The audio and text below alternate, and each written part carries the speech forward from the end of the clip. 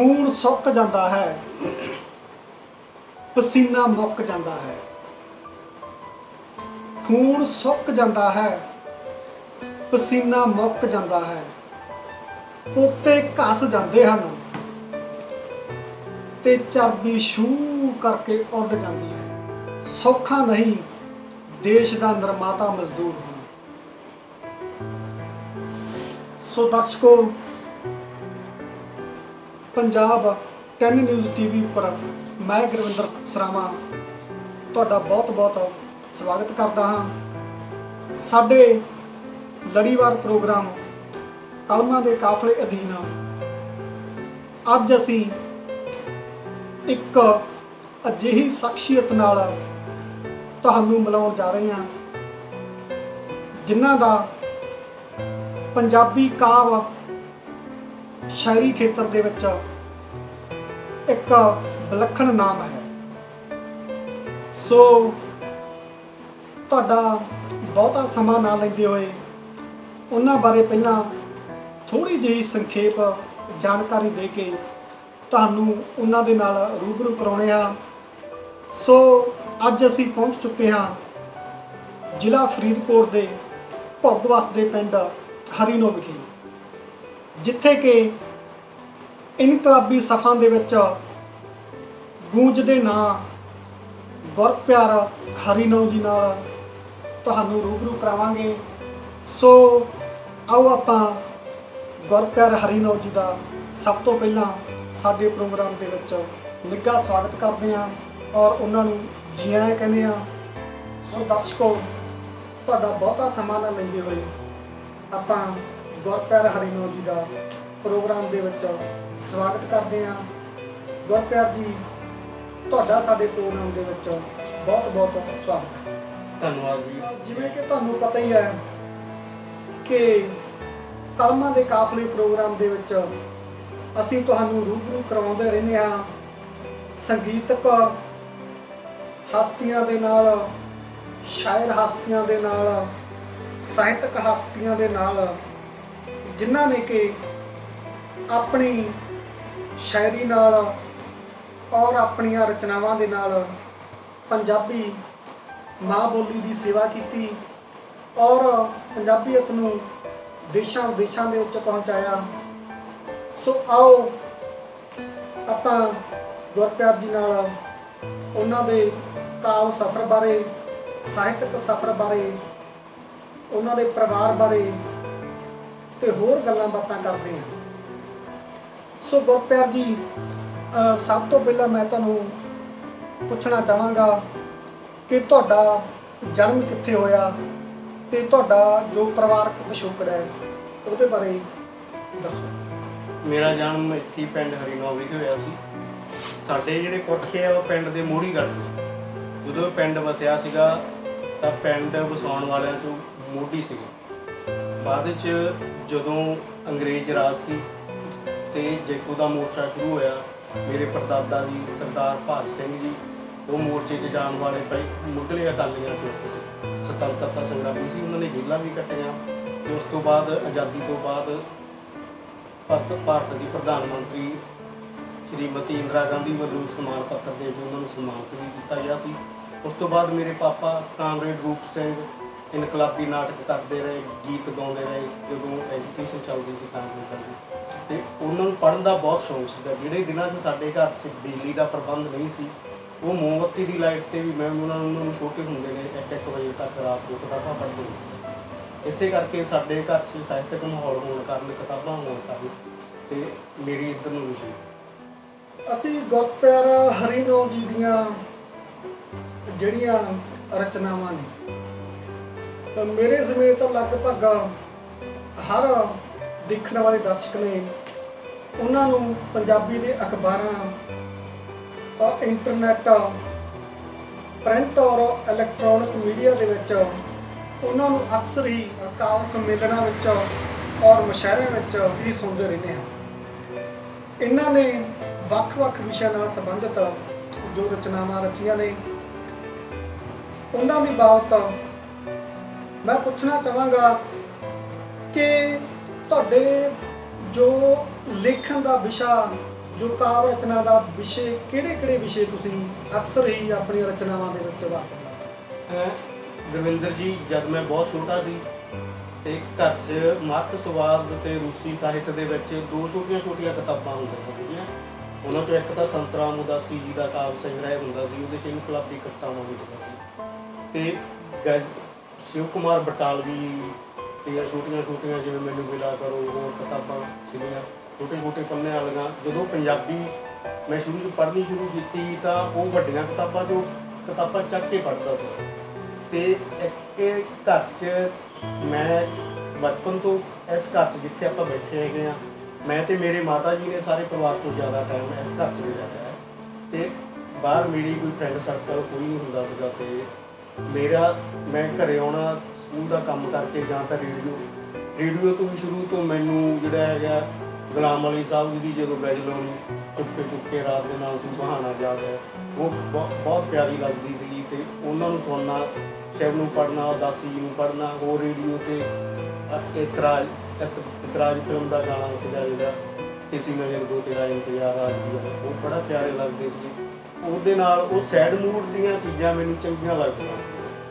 ਫਿਰ ਜਿਵੇਂ ਪੜ੍ਹੇ ਹੋਏ 10ਵੀਂ 'ਚ ਜਦੋਂ ਮੈਂ ਆਇਆ ਤਾਂ ਪਿੰਡ ਜਿਹੜੀ ਲਾਇਬ੍ਰੇਰੀ ਚੱਲਦੀ ਸੀ, ਸਖਤਾ ਲਾਇਬ੍ਰੇਰੀ ਪਿੰਡ, ਤੇ ਉਹਦੀ ਕਮੇਟੀ ਵੱਲੋਂ ਮੈਨੂੰ ਉਹਦਾ ਇੰਚਾਰਜ ਬਣਾ ਦਿੱਤਾ ਗਿਆ। ਉਹ ਇੰਚਾਰਜ ਬਣਨ ਤੋਂ ਬਾਅਦ ਅਸੀਂ ਸਾਹਿਤ ਸਭਾ ਨਵੀਂ ਦਿੱਲੀ ਨਾਲ ਸੰਪਰਕ ਕਰਕੇ ਕਿਤਾਬਾਂ ਉਹ ਭੇਜਦੇ ਸੀ, ਰਸਾਲੇ ਭੇਜਦੇ ਸੀਗੇ। ਉਹ ਪੜ੍ਹਨ ਦਾ ਮੌਕਾ ਮਿਲਦਾ ਰਿਹਾ ਤੇ ਸਾਹਿਤ ਨਾਲ ਇਸ ਤਰ੍ਹਾਂ ਰਾਬਤਾ ਹੋਇਆ।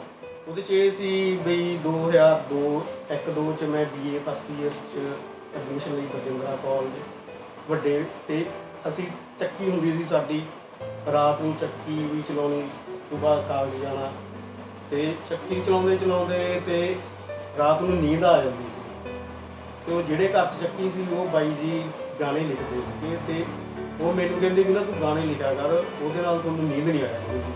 ਮੈਨੂੰ ਗਾਣੇ ਲਿਖਣਾ ਚੰਗਾ ਨਹੀਂ ਲੱਗਦਾ ਸੀਗਾ, ਕਿਉਂਕਿ ਮੈਂ ਕਿਤਾਬਾਂ ਪੜ੍ਹਦਾ ਤੇ ਸਾਹਿਤ ਨਾਲ ਰਾਬਤਾ ਰੱਖਦਾ ਸੀਗਾ। ਤੇ ਮੈਂ ਗਜ਼ਲ ਤੋਂ ਥੋੜ੍ਹਾ ਸ਼ੁਰੂ ਕਰਨ ਦੀ ਕੋਸ਼ਿਸ਼ ਕੀਤੀ।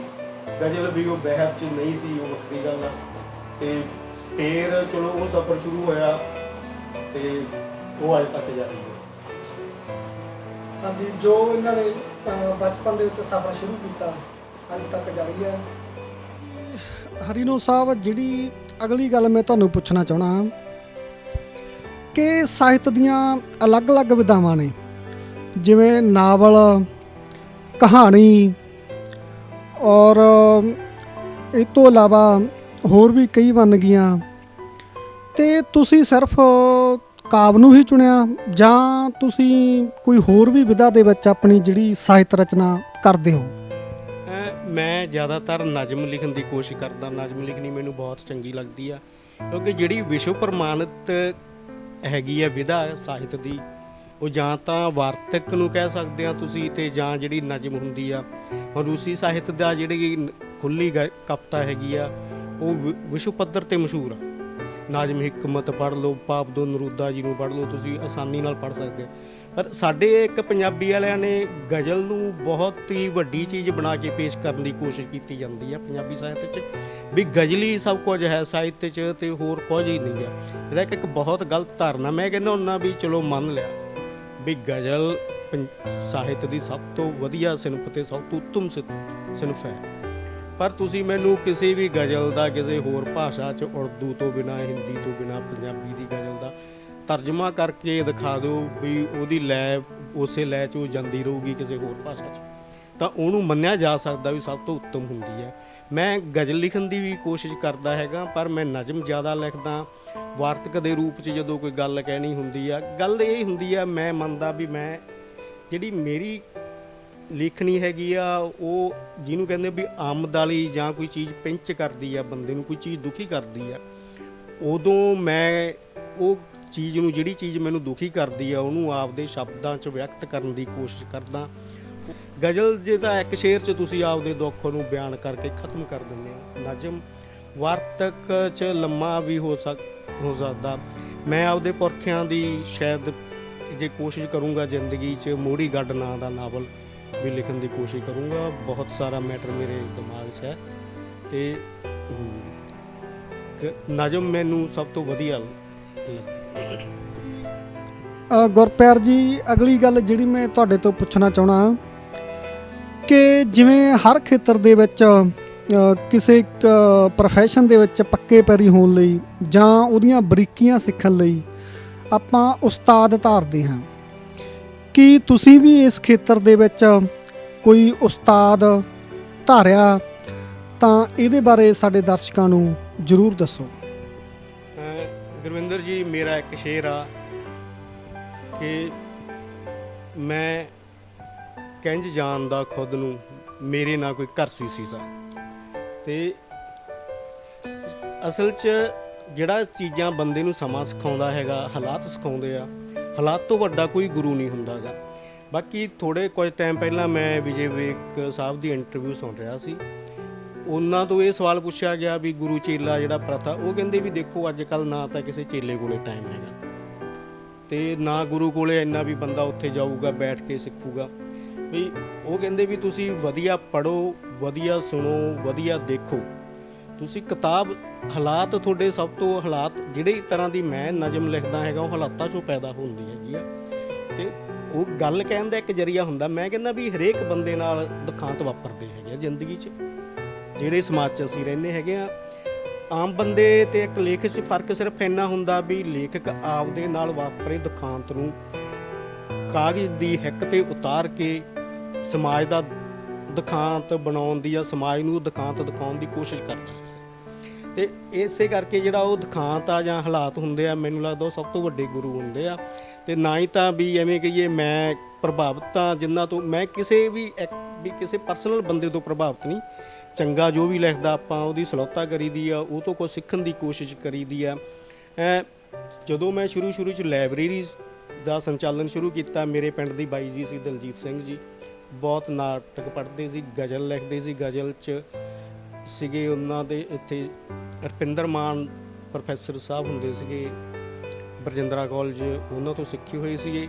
ਉਹ ਇੱਕ ਨਾਵਲ ਲੈ ਕੇ ਗਏ ਮੇਰੇ ਤੋਂ, ਨਾਨਕ ਸਿੰਘ ਜੀ ਦਾ ਲਵ ਮੈਰਿਜ ਨਾਵਲ ਲੈ ਕੇ ਗਏ। ਤੇ ਮੇਰੀ ਆਦਤ ਸੀ ਜਦੋਂ ਕੋਈ ਲੈ ਕੇ ਜਾਂਦਾ ਕੋਈ ਕਿਤਾਬ ਤੇ ਉਹਨੂੰ ਚੈੱਕ ਵੀ ਕਰਨਾ। ਤੇ ਉਹ ਬਾਈ ਜੀ ਨਾਵਲ ਲੈ ਕੇ ਗਏ ਤੇ ਜਦੋਂ ਵਾਪਸ ਦੇ ਕੇ ਗਏ, ਨਾਵਲ ਦੇ ਸ਼ੁਰੂ 'ਚ ਉਹਨਾਂ ਨੇ ਇੱਕ ਛੋਟੀ ਜਿਹੀ ਨਜ਼ਮ ਲਿਖੀ ਹੋਈ ਸੀ ਨਾਵਲ ਨੂੰ ਪੜ੍ਹ ਕੇ ਕਿ ਸੋਚਿਆ ਸੀ ਉਹ ਹੱਦਾਂ ਤੋਂ ਪਾਰ ਤੱਕ ਜਾਣਗੇ ਸਾਥ ਮੇਰੇ, ਸੋਚਿਆ ਸੀ ਉਹ ਹੱਦਾਂ ਤੋਂ ਪਾਰ ਤੱਕ ਜਾਣਗੇ ਸਾਥ ਮੇਰੇ, ਇਹ ਸੁਪਨਾ ਸੀ ਜਾਂ ਕੋਈ ਵਹਿਮ ਪਰ ਹਕੀਕਤ ਨਹੀਂ। ਇਹ ਨਜ਼ਮ ਪੜ੍ਹੀ ਤਾਂ ਮੈਨੂੰ 350 ਪੇਜ ਦੇ ਨਾਵਲ ਦਾ ਨਿਚੋੜ ਇਹਨਾਂ 4 ਲਾਈਨਾਂ 'ਚੋਂ ਮਿਲ ਗਿਆ।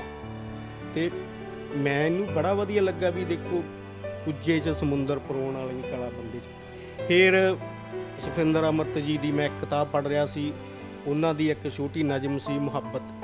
ਉਹ ਸੀ ਕਿ ਜਿਸ ਦਿਨ ਟਹਿਣੀਆਂ ਫੁੱਲਾਂ ਦਾ ਭਾਰ ਸਹਿਣੋਂ ਮੁਨਕਰ ਹੋ ਗਈਆਂ, ਜਿਸ ਦਿਨ ਟਹਿਣੀਆਂ ਫੁੱਲਾਂ ਦਾ ਭਾਰ ਸਹਿਣੋਂ ਮੁਨਕਰ ਹੋ ਗਈਆਂ, ਉਸ ਦਿਨ ਮੁਹੱਬਤ ਯਤੀਮ ਹੋ ਜਾਵੇਗੀ। ਜਦੋਂ ਇਹ ਪੜ੍ਹੀਆਂ ਵੀ ਕਿਆ ਕਮਾਲ ਦੀ ਗੱਲ ਕਹੀ ਹੈ। ਮੈਂ ਕੋਸ਼ਿਸ਼ ਕੀਤੀ ਉਹਨਾਂ ਤੋਂ ਸਿੱਖ ਕੇ ਵੀ ਮੈਂ ਵੀ ਇੰਨੇ ਕੁ ਸ਼ਬਦਾਂ 'ਚ ਤੇ ਐਡੀ ਵੱਡੀ ਜਾਂ ਇਹਨਾਂ ਦੇ ਲੈਵਲ ਦੀ ਨਹੀਂ ਤਾਂ ਇਹਨਾਂ ਦੇ ਨੇੜੇ ਤੇੜੇ ਦੀ ਗੱਲ ਕਹਿਣ ਦੀ ਕੋਸ਼ਿਸ਼ ਕਰਾਂ। ਤੇ ਇਸੇ ਕਰਕੇ ਮੈਂ ਨਜ਼ਮ ਨੂੰ ਚੁਣਿਆ ਤੇ ਨਜ਼ਮ ਨੇ ਮੈਨੂੰ ਲੱਗਦਾ ਮੈਨੂੰ ਵੀ ਚੁਣ ਲਿਆ। ਫਿਰ ਦਰਸ਼ਨ ਬੁੱਟਰ ਜੀ ਦਾ ਕਾਵਿ ਸੰਗ੍ਰਹਿ ਦਰਦ ਮਜੀਠੀ, ਛੋਟੀ ਨਜ਼ਮ 'ਚ ਉਹਨਾਂ ਨੂੰ ਬਹੁਤ ਵੱਡੇ, ਛੋਟੀ ਨਜ਼ਮ ਦੇ ਵੱਡੇ ਕਵੀ ਮੰਨੇ ਜਾਂਦੇ ਨੇ ਦਰਸ਼ਨ ਬੁੱਟਰ ਜੀ। ਉਹਨਾਂ ਦੀ ਦਰਦ ਮਜੀਠੀ ਬੜੀ ਉਹਨੇ ਬਹੁਤ ਪ੍ਰਭਾਵਿਤ ਕੀਤਾ। ਉਸ ਤੋਂ ਬਾਅਦ ਮੋਸਟਲੀ ਮੇਰੀ ਜਿਹੜੀ ਨਜ਼ਮ ਹੈਗੀ ਆ ਉਹ ਛੋਟੀ ਥੋੜ੍ਹੇ ਸ਼ਬਦਾਂ 'ਚ ਹੁੰਦੀ ਹੈਗੀ ਆ ਤੇ ਗੱਲ ਉਹਦੇ 'ਚ ਪ੍ਰੋਪਰ ਨਿਕਲ ਕੇ ਲੋਕਾਂ ਦੇ ਸਾਹਮਣੇ ਆਉਂਦੀ ਹੈ, ਕਈ ਵਾਰੀ ਤਾਂ ਸਵਾਲ ਦੇ ਰੂਪ 'ਚ ਵੀ। ਹਾਂਜੀ, ਇੱਕ ਤੁਹਾਨੂੰ ਕਾਫੀ ਜੋ ਮਾਣ ਸਨਮਾਨ ਮਿਲੇ ਨੇ, ਅਸੀਂ ਅਕਸਰ ਹੀ ਦੇਖਦੇ ਰਹਿੰਦੇ ਹਾਂ ਕਿ ਸਾਹਿਤ ਸਭਾਵਾਂ ਜਾਂ ਹੋਰ ਸਭਾਵਾਂ ਵੱਲੋਂ ਤੁਹਾਨੂੰ ਅਕਸਰ ਹੀ ਸਨਮਾਨਿਤ ਕੀਤਾ ਜਾਂਦਾ। ਕੀ ਦੱਸਣਾ ਚਾਹੋਗੇ ਕਿ ਕਿਹੜੇ ਤੁਹਾਨੂੰ ਹੁਣ ਤੱਕ ਮਾਣ ਸਨਮਾਨ ਜੋ ਪ੍ਰਾਪਤ ਹੋ ਚੁੱਕੇ ਨੇ? ਮਾਣ ਸਨਮਾਨ ਤਾਂ ਆ ਬਈ ਅਸੀਂ ਜਿਹੜੇ ਅੱਜ ਦੇ ਕਵੀ ਹੈਗੇ ਆ, ਜਦੋਂ ਮੈਂ ਲਿਖਣਾ ਸ਼ੁਰੂ ਕੀਤਾ ਤਾਂ ਸਾਨੂੰ ਇਹ ਲੱਗਦਾ ਹੁੰਦਾ ਸੀ ਵੀ ਸਾਨੂੰ ਨਵੇਂ ਕਵੀਆਂ ਨੂੰ ਕੋਈ ਛਾਪੂਗਾ ਨਹੀਂ ਗਾ। ਅਤੇ ਇਸੇ ਨੂੰ ਇੱਕ ਟੈਸਟਿੰਗ ਕਰਨ ਵਾਸਤੇ ਥੋੜ੍ਹਾ ਜਿਹਾ ਮੈਂ ਨਵਾਂ ਜ਼ਮਾਨਾ ਅਖਬਾਰ ਨੂੰ 2014 'ਚ ਕਵਿਤਾਵਾਂ ਭੇਜੀਆਂ ਸੀਗੀਆਂ। ਉਹਨਾਂ ਨੇ 15 ਦਿਨਾਂ ਬਾਅਦ ਐਜਿਟ ਆਪਣੀਆਂ ਸਾਰੀਆਂ ਕਵਿਤਾਵਾਂ ਲਾਤੀਆਂ। ਕੁਝ ਟਾਈਮ ਪਹਿਲਾਂ 10-15 ਸਾਲ ਪਹਿਲਾਂ ਚਰਚਾ ਮੈਗਜ਼ੀਨ ਦਰਸ਼ਨ ਸਿੰਘ ਢਿੱਲੋਂ ਅੰਕਲ ਨੇ ਮੁਰਾਦ ਵਾਲੇ ਤੋਂ, ਇੰਗਲੈਂਡ 'ਚ ਉਹਨਾਂ ਦਾ ਚਰਚਾ ਮੈਗਜ਼ੀਨ ਬਹੁਤ ਮਸ਼ਹੂਰ ਆ। ਉਹਨਾਂ ਨੇ ਇੱਧਰ ਪਹਿਲਾ ਅੰਕ ਕੱਢਿਆ ਸੀਗਾ, ਉਹਦੇ 'ਚ ਮੇਰੀ ਇੱਕ ਨਜ਼ਮ ਛਪੀ ਸੀਗੀ। ਪੰਜਾਬੀ ਦੇ ਅਜੀਤ ਅਖਬਾਰ, ਪੰਜਾਬੀ ਟ੍ਰਿਬਿਊਨ 'ਚ ਲੱਗਦੀਆਂ ਰਹੀਆਂ। ਮਾਨ ਸਨਮਾਨ ਜਿੱਥੇ ਜਾਈਦਾ ਕਰਦੇ ਆ, ਪਰ ਮੈਨੂੰ ਸਭ ਤੋਂ ਵੱਡਾ ਮਾਨ ਸਨਮਾਨ ਇਹ ਲੱਗਦਾ ਵੀ ਪਿਛਲੇ 2 ਸਾਲ ਪਹਿਲਾਂ ਬਰਜਿੰਦਰਾ ਕਾਲਜ MA ਵਿਭਾਗ ਪੰਜਾਬੀ ਦੇ ਵਿਦਿਆਰਥੀਆਂ ਵੱਲੋਂ ਮੈਨੂੰ ਸਨਮਾਨਿਤ ਕੀਤਾ ਗਿਆ ਪੰਜਾਬੀ ਵਿਭਾਗ 'ਚ ਬੁਲਾ ਕੇ। ਉਹ ਮੈਨੂੰ ਆਪਦਾ ਸਭ ਤੋਂ ਵੱਡਾ ਸਨਮਾਨ ਲੱਗਦਾ, ਕਿਉਂਕਿ ਮੈਂ ਉਸ ਕਾਲਜ 'ਚ ਰੁੜ ਪੁੜ ਕੇ BA ਕੀਤੀ ਸੀਗੀ। ਸਿਰਫ BA ਤੱਕ ਮੈਂ ਪੜ੍ਹਿਆ ਅਤੇ ਉੱਥੇ ਮੈਂ MA ਵਾਲਿਆਂ ਨੂੰ ਉਸ ਦਿਨ ਲੈਕਚਰ ਕਰ ਰਿਹਾ ਸੀਗਾ। ਉਹ ਮੈਨੂੰ ਆਪਦੀ ਪ੍ਰਾਪਤੀ ਨਹੀਂ, ਉਹ ਮੈਨੂੰ ਕਵਿਤਾ ਦੀ ਪ੍ਰਾਪਤੀ ਲੱਗੀ ਵੀ ਇਹ ਕਵਿਤਾ ਕਰਕੇ ਮੈਂ ਅੱਜ ਇੱਥੇ ਪਹੁੰਚਿਆ। ਹੁਣ ਵੀ ਜਾਈਦਾ ਉੱਥੇ, ਜਿੱਥੇ ਸਾਡੇ ਕਾਲਜ 'ਚ ਇਹ ਹੁੰਦਾ ਸੀਗਾ, ਜਦੋਂ ਅਸੀਂ ਪੜ੍ਹਦੇ ਸੀਗੇ ਇਹ ਪ੍ਰਚਲਿਤ ਹੁੰਦਾ ਸੀਗਾ ਵੀ ਹਰੀਨੋ ਵਾਲਿਆਂ ਨੂੰ ਕੁੱਤਾ ਨਹੀਂ ਜਾਣਦਾ ਬਰਜਿੰਦਰਾ ਕਾਲਜ 'ਚ। ਅਤੇ ਹੁਣ ਉਹ ਕਵਿਤਾ ਦੇ ਕਰਕੇ ਉਹ ਜਿਹੜੇ ਪ੍ਰੋਫੈਸਰ ਸੀ ਉਦੋਂ ਦੇ ਅੱਜ ਪੂਰੀ ਰਿਸਪੈਕਟ ਨਾਲ ਮਿਲਦੇ ਆ ਵੀ ਗੁਰਪਿਆਰ। ਇੱਕ ਇਹਦੇ ਨਾਲ ਲੱਗਵੀਂ ਗੱਲ ਜਿਹੜੀ ਮੈਂ ਤੁਹਾਡੇ ਤੋਂ ਪੁੱਛਣੀ ਚਾਹੁੰਦਾ ਕਿ ਅਕਸਰ ਹੀ ਮੈਂ ਕਈ ਹੋਰ ਵੀ ਜਿਹੜੇ ਸਾਹਿਤ ਦੇ ਨਾਲ ਲਗਾਵ ਰੱਖਣ ਵਾਲੇ ਆ, ਪਾਠਕ ਕਹਿ ਲਓ ਜਾਂ ਸਾਹਿਤਕਾਰ ਕਹਿ ਲਓ, ਉਹਨਾਂ ਦੇ ਨਾਲ ਅਕਸਰ ਹੀ ਚਰਚਾ ਦੇ ਵਿੱਚ ਇਹ ਗੱਲ ਛਿੜਦੀ ਆ ਕਿ ਤੁਹਾਨੂੰ ਕਾਫੀ ਲੰਬਾ ਅਰਸਾ ਹੋ ਗਿਆ ਜੋ ਸਾਹਿਤ ਰਚਨਾ ਕਰਦਿਆਂ ਨੂੰ, ਸਾਹਿਤ ਸਾਧਨਾ ਕਰਦਿਆਂ ਨੂੰ, ਅਤੇ ਅੱਜ ਤੱਕ ਜਿਹੜੀ ਤੁਹਾਡੀ ਇਕੱਠੀਆਂ ਜੋ ਰਚਨਾਵਾਂ, ਨਜ਼ਮਾਂ ਜਾਂ ਕਵਿਤਾਵਾਂ ਦੀ ਕੋਈ ਕਿਤਾਬ ਤੁਸੀਂ ਦਰਸ਼ਕਾਂ ਦੀ ਝੋਲੀ ਨਹੀਂ ਪਾਈ, ਤਾਂ ਇਹਦੇ ਬਾਰੇ ਮੈਂ ਜ਼ਰੂਰ ਤੁਹਾਡੇ ਜੋ ਵਿਚਾਰ ਜਾਣਨਾ ਚਾਹੂੰਗਾ ਕਿ ਇਹਦੇ ਪਿੱਛੇ ਕੀ ਕਾਰਨ ਹੈ। ਕਿ ਆਉਣ ਵਾਲੇ ਟਾਈਮ ਦੇ ਵਿੱਚ ਤੁਸੀਂ ਕੋਈ ਆਪਣੀ ਪੁਸਤਕ ਪ੍ਰਕਾਸ਼ਿਤ ਕਰਵਾਉਣ ਬਾਰੇ ਸੋਚਿਆ ਹੈ ਜਾਂ ਨਹੀਂ? ਜਦੋਂ ਮੈਂ ਲੁਧਿਆਣੇ ਤੋਂ ਫਰੀਦਕੋਟ ਮੇਰੀ ਪੋਸਟਿੰਗ ਹੋਈ ਸੀ, ਮੈਨੂੰ ਲੱਗਦਾ ਸੀਗਾ ਵੀ ਚਲੋ ਥੋੜ੍ਹੇ ਘਰ ਦੇ ਨੇੜੇ ਆ ਗਏ ਅਤੇ ਕਿਤਾਬ 'ਤੇ ਕੰਮ ਕਰਾਂਗੇ। ਫਿਰ ਉਹ ਕਿਤਾਬ 'ਤੇ ਕੰਮ ਕਰਨ ਦੇ ਵਿਚਾਰ ਨਾਲ ਮੈਂ ਪੰਜਾਬੀ ਦੇ ਪ੍ਰਕਾਸ਼ਕਾਂ ਨੂੰ ਫੋਨ ਲਾ ਕੇ ਪਤਾ ਕਰਨ ਦੀ ਕੋਸ਼ਿਸ਼ ਕੀਤੀ ਬਈ ਕੀ ਪ੍ਰੋਸੀਜਰ ਹੈਗਾ ਕਿਤਾਬ ਛਪਾਉਣ ਦਾ। ਪ੍ਰੋਸੀਜਰ ਉਹਨਾਂ ਦਾ ਇਹੀ ਆ ਵੀ ਸਾਨੂੰ ਪੈਸੇ ਦੇ ਦਿਓ 15-18 ਹਜ਼ਾਰ ਰੁਪਈਆ, ਅਤੇ ਪੰਜਾਬੀ 'ਚ ਕਹਿੰਦੇ ਹੁੰਦੇ ਲਾਗੀ ਨੇ ਲਾਗ ਲੈਣਾ ਭਲਾ ਜਾਂਦੀ ਰੰਡੀ ਹੋ ਜੇ, ਉਹ ਤਰੀਕਾ ਚੱਲਦਾ ਹੈਗਾ। ਮੈਂ ਅਕਸਰ ਕਹਿੰਦਾ ਹੁੰਦਾ, ਪਿਛਲੀਆਂ ਜਿੰਨੀਆਂ ਮੇਰੀਆਂ ਇੰਟਰਵਿਊਆਂ ਹੋਈਆਂ, ਵੀ ਸਾਡੇ ਪੰਜਾਬ ਦਾ ਦਿਖਾਂ 'ਤੇ ਦੇਖੋ ਵੀ ਹਰੀ ਕ੍ਰਾਂਤੀ ਆ ਜੀ। ਹਰੀ ਕ੍ਰਾਂਤੀ ਨੇ ਕਿਸਾਨ ਮਜ਼ਦੂਰ ਦੀ ਹਾਲਤ ਉਦੋਂ ਵੀ ਬੱਤਰ ਕਰਤੀ, ਅਤੇ ਜਿਹੜੀਆਂ ਪੈਸਟੀਸਾਈਡ ਜਾਂ ਸੀਡ ਕੰਪਨੀਆਂ ਨੇ ਉਹ ਅਰਬਾਂ ਕਰਬਾਂ ਕਰੋੜਾਪਤੀ ਬਣ ਗਏ, ਪਰ ਕਿਸਾਨ ਦੀ ਹਾਲਤ ਜ਼ੀਰੋ ਕਰਤੀ। ਅਤੇ ਸਾਹਿਤ ਦੇ ਵਿੱਚ ਇਹੀ ਹਾਲ ਸਾਹਿਤ ਦੇ ਵਿੱਚ ਆ। ਜਿਹੜੇ ਪ੍ਰਕਾਸ਼ਕ ਆ ਉਹ ਮੋਟੀ ਕਮਾਈ ਕਰ ਜਾਂਦੇ ਆ, ਅਤੇ ਲੇਖਕ ਗਰੀਬੀ 'ਚ ਦਿਨ ਕੱਟ ਰਹੇ ਆ। ਬੁਰਾ ਹਾਲ ਆ ਲੋਕਾਂ ਦਾ। ਹਾਲਾਂਕਿ ਮੇਰੇ ਵਾਸਤੇ 15-18 ਹਜ਼ਾਰ ਰੁਪਈਆ ਕੋਈ ਬਹੁਤੀ ਗੱਲ ਨਹੀਂ, ਪਰ ਮੈਂ ਇਹ ਪੈਸੇ ਨਹੀਂ ਲਾਉਣਾ ਚਾਹੁੰਦਾ ਵੀ ਜੇ ਕਵਿਤਾ ਹੈ ਤਾਂ ਮੈਨੂੰ ਜਿੰਨਾ ਲੋਕ ਹੁਣ ਪਿਆਰ ਕਰਦੇ ਆ, ਜੇ ਨਾ ਵੀ ਆਊਗੀ ਕਿਤਾਬ ਤਾਂ ਕੋਈ ਏਡੀ ਵੱਡੀ ਗੱਲ ਨਹੀਂ।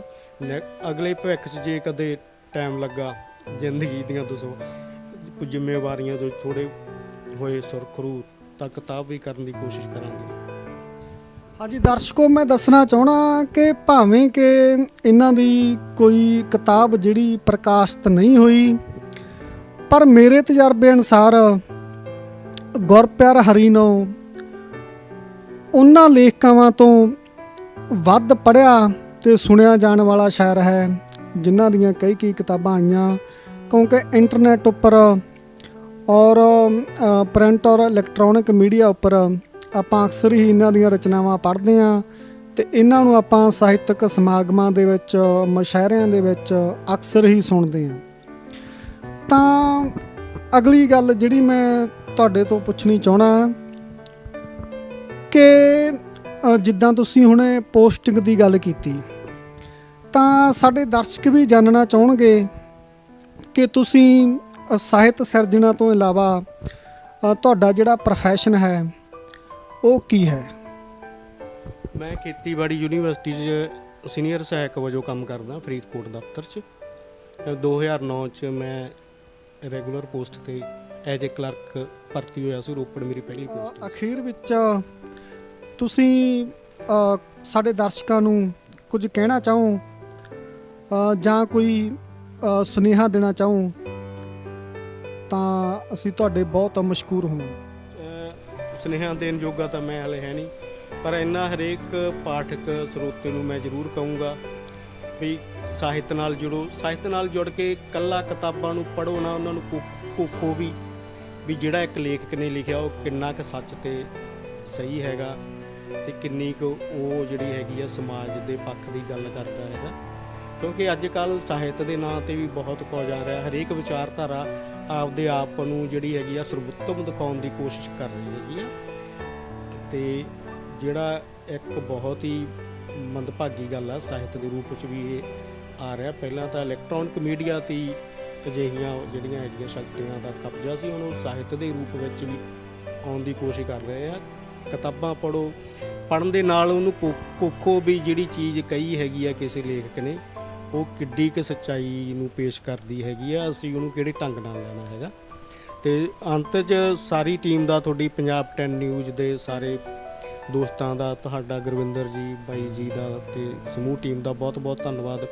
ਤੁਸੀਂ ਸਮਾਂ ਕੱਢ ਕੇ ਪਿੰਡ ਆਏ ਅਤੇ ਮੇਰੇ ਵਰਗੇ ਬੰਦੇ ਨੂੰ ਲੋਕਾਂ ਦੇ ਸਾਹਮਣੇ ਪੇਸ਼ ਹੋਣ ਦਾ ਮੌਕਾ ਦਿੱਤਾ। ਹਾਂਜੀ ਦਰਸ਼ਕੋ, ਅੱਜ ਅਸੀਂ ਕਲਮਾਂ ਦੇ ਕਾਫਲੇ ਪ੍ਰੋਗਰਾਮ ਵਿੱਚ ਤੁਹਾਨੂੰ ਰੂਬਰੂ ਕਰਵਾਇਆ ਪੰਜਾਬ ਦੀ ਮਸ਼ਹੂਰ ਸਾਹਿਤਕ ਹਸਤੀ, ਜਿਨ੍ਹਾਂ ਨੂੰ ਅਕਸਰ ਹੀ ਇਨਕਲਾਬੀ ਕਵੀ ਕਿਹਾ ਜਾਂਦਾ, ਪਰ ਅੱਜ ਅਸੀਂ ਜਾਣਿਆ ਕਿ ਇਨਕਲਾਬੀ ਕਵੀ ਦੇ ਨਾਲ ਨਾਲ ਉਹਨਾਂ ਦੀ ਸਾਹਿਤ ਵਿਧਾ ਦੇ ਵਿੱਚ, ਕਾਵਿ ਵਿਧਾ ਦੇ ਵਿੱਚ ਹਰ ਉਹ ਰੰਗ ਸ਼ਾਮਲ ਹੈ ਜੋ ਕਿ ਇੱਕ ਕਵੀ ਦੇ ਵਿੱਚ ਹੋਣਾ ਚਾਹੀਦਾ।